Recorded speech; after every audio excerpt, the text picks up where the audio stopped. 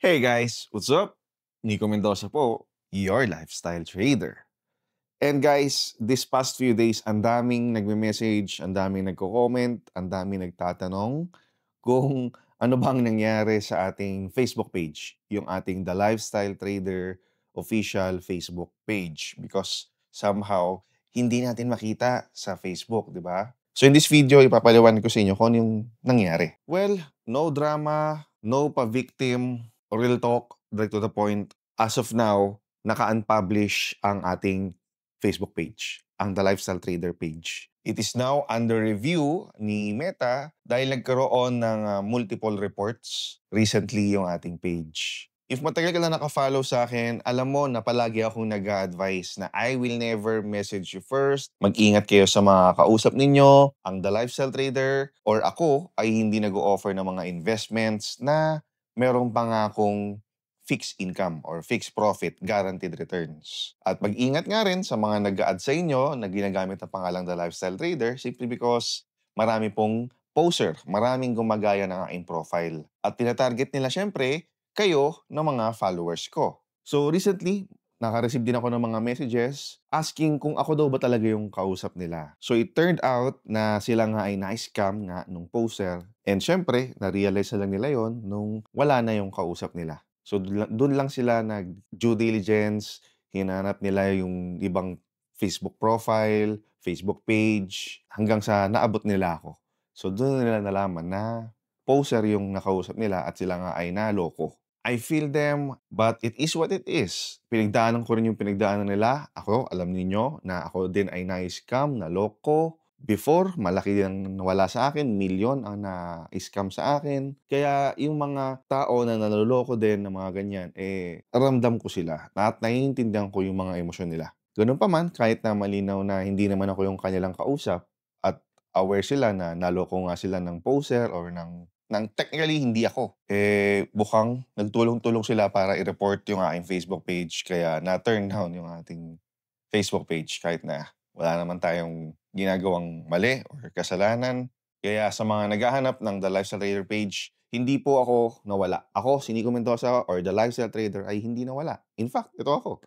Ang good news is meron tayong YouTube channel. Kumbaga, hindi lang naman yung Facebook page ang meron ako. So marami tayong channels or marami akong channels na pwede nyong ma-reach out. Pwede nyo pa rin akong ma-reach out through those channels. So yun yung mahalaga. So I want to say this on record. Number 1, hindi ako nawala. Number 2, I'm still here, still trading.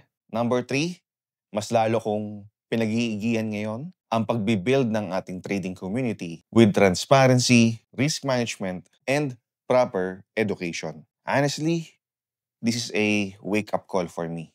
Kapag lumalaki ka online, kapag medyo dumadami na nakakilala sa'yo, dapat hindi lang puro wins and flexing ang pinapakita mo. Kasi yung mga tao, especially yung mga bagong nakakilala lang sa'yo, pwede nilang ma-misinterpret yung pinapakita mo. Even the platforms that you use or I use, pwede rin nilang misunderstood. Kaya nga yung mga posers talaga take advantage sila Dahil yung mga trading platforms ay talagang bago sa paningin, lalo na ng mga hindi pa educated sa trading.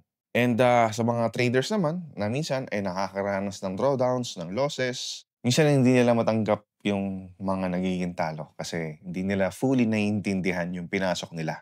Kaya ngayon, I take this as a responsibility to communicate risk even louder, to make sure na hindi na ma-mislead ang mga newbies. And to always remind you na walang guaranteed income sa trading. Yes, we celebrate profits. Pero don't forget na parte ng journey ang drawdowns, losses, cut loss, stop loss hit. So kung hinahanap mo yung Facebook page at syempre titignan mo ngayon yung video na to, hindi ibig sabihin nun ay nawala na ako. Ibig sabihin lang nun ay kailangan ko mag-level up sa pag-build ng mas matibay na community at mas magandang brand. So, what's next? Ang good news, hindi naman tayo magsisimula sa pinaka-scratch talaga because Facebook page lang naman yung wala. Number 1, meron tayo nito, YouTube. That's why, kailangan nakasubscribe ka at nakaklik yung notification bell para every updates na ilalabas ko dito sa ating YouTube ay nanonotify ka. 2 seconds lang yan. Go, pindutin mo na yan kung hindi ka pa nakasubscribe. Okay na? Pangalawa, meron tayong website. Madaling matandaan ang ating website, lifestyletraderacademy.com. At makikita mo na lahat dyan yung mga services na meron tayo. And also, other channels, nandyan din nakalagay, yung YouTube. At pangatlo is yung ating mga Telegram channels. So dyan sa baba sa description box and also sa pinned comment, ilalagay ko yung link ng ating Telegram channel. Pasok ka dyan dahil dyan ko araw-araw ipapakita kung ano mo yung mga updates na meron sa The Lifestyle Trader. And last but not the least, yung aking personal Facebook profile. So in-enhance ko na yung aking Facebook profile. Nilagay ko na nga dyan na Nico Mendoza with a verified badge, tapos merong The Lifestyle Trader. Kung meron kang tanong, anytime you can message me there sa aking Facebook profile. Again, the link of my Facebook profile nandyan sa baba, sa description box and also sa pinned comments. Sooner or later, magkakaroon din ng mga posters yan.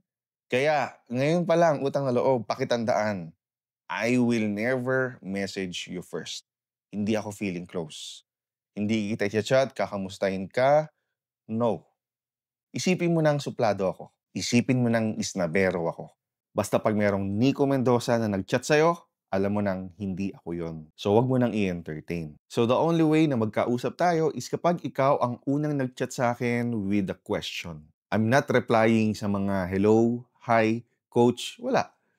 Kung meron kang gusto sabihin sa akin, message it directly, send your question, at sasagutin ko kagad yung tanong mo. So, habang wala pa tayong bagong Facebook page, yan muna yung mga i-follow mo. Itong YouTube channel natin, make sure nakasubscribe ka. Yung ating Telegram channel, make sure na nakapasok ka na. Yung ating website, i-bookmark mo na yan. And mag-follow ka sa aking Facebook profile. For now, yan muna. Habang inaayos ko yung ating panibagong Facebook page. At pagka nakapublish na yung ating panibagong Facebook page, i-update ko rin kayo dito sa aking YouTube. Kaya nga dapat nakasubscribe ka na dyan. So from now on, ang goal ko sa pagbibuild ng community is build a community that is not easily canceled by an algorithm. So kung naging parte ka at naging follower ka ng aking The Lifestyle Trader na Facebook page, gusto kitang pasalamatan. At syempre, iniimbita na kita na ngayon na pumasok ka sa ating official Telegram channel, mag-follow ka sa aking verified personal Facebook account at i-bookmark mo na itong ating website. So lahat ng links na yan ay nasa baba, nasa description box at sa pinned comments. We will continue to grow, we will continue to learn, and we will continue to chase real freedom. Pero this time, with stronger foundations and better systems. With that, Nico Mendoza po, your lifestyle trader, reminding you that smart risk builds real freedom. I'll see you on our Telegram channel, ha? And on our next video. Ciao!